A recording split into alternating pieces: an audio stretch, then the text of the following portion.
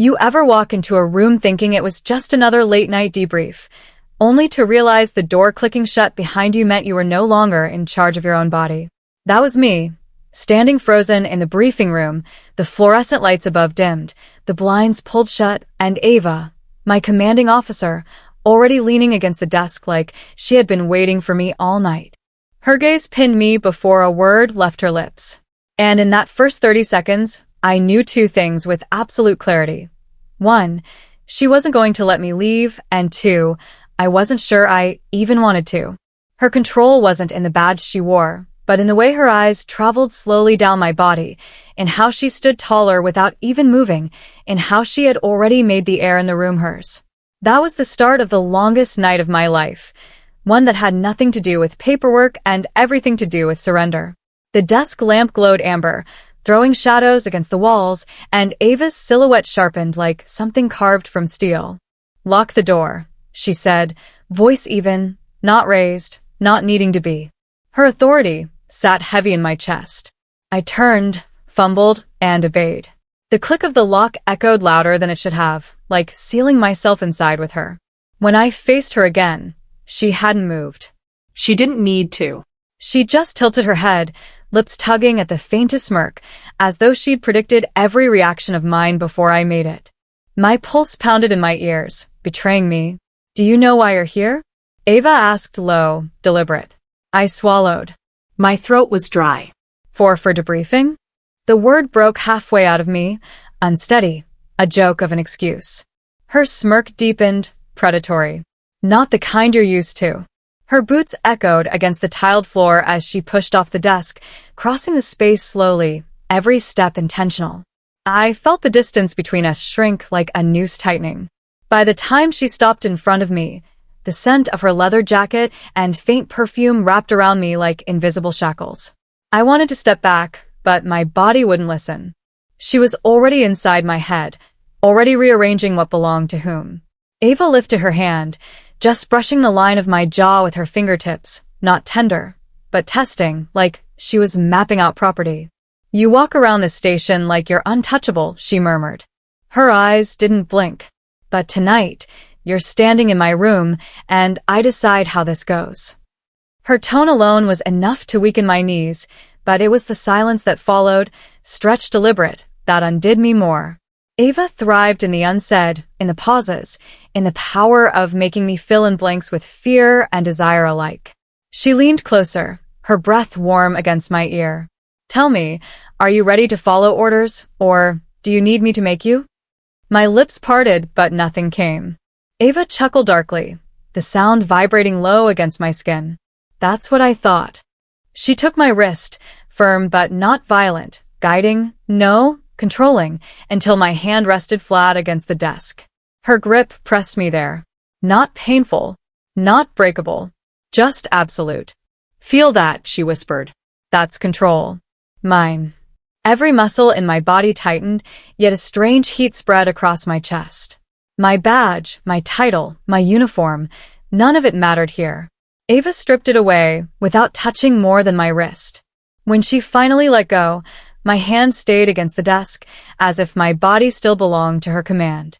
She noticed, of course. She always noticed. Ava circled me slowly, a predator drawing out her meal. Her boots clicked softly. My skin burned under the weight of her gaze.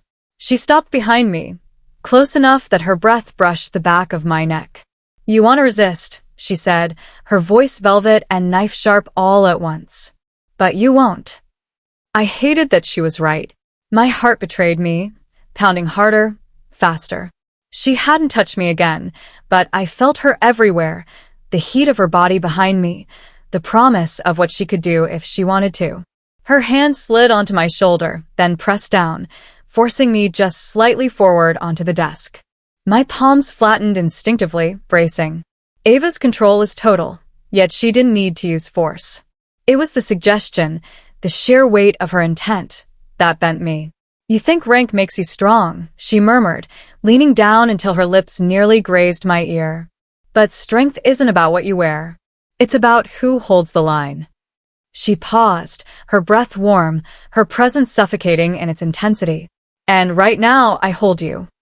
A shiver ran through me, equal parts fear and something darker, something needier. I squeezed my eyes shut, unable to stop the surrender taking root in me.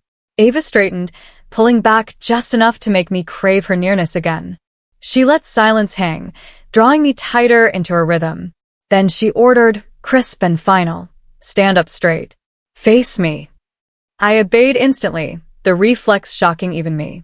She smiled, not kind, but satisfied, as if my obedience had been inevitable. "Good," she said softly. "You're learning." The night stretched on like that, Ava in total command, orchestrating every second with precision. She didn't just dominate with touch, though she did that too, firm hands guiding my posture, fingers tilting my chin, palm pressing into the small of my back to steer me where she wanted. More than that, she dominated with presence. Every glance was a command, every silence a demand. When I faltered, she corrected me. When I hesitated, she closed the gap, pushing past my resistance with nothing more than her certainty. And the more she pushed, the more my body betrayed me, surrendering piece by piece until I was no longer sure where her control ended and mine began. At one point, she leaned in so close our foreheads touched. "Do you feel that?" she whispered. My nod was shaky, desperate. She smiled. "That's the point of no return. You crossed it the second you walked into my room." Time blurred after that. The office became a stage for her dominance.